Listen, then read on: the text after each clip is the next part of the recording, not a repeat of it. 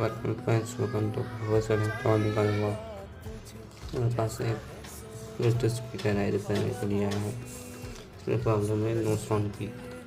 उसको ऐसा ऑन करते हैं, देख सकते हैं। ऑन करने पर हमारा कुछ तो बोलना चाहिए था और हमारा ये कुछ भी नहीं बोल रहा है उसमें।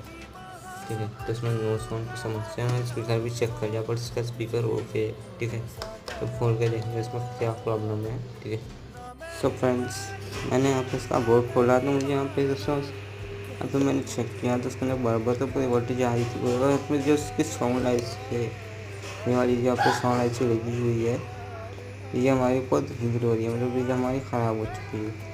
ठीक है, ये हमारी ख़राब हो चुकी है। तो अब यहाँ पर मेरे को बोर्ड ही रिप्लेस करना पड़ेगा। तो मैं देखता हूँ इसका बोर्ड अभी ये मिलता है या नहीं। अब मिलता है तो मैं फुल वीडियो बना दूँगा। नहीं मिल रहा है तो मैं इसको क्या करके दे दूँगा।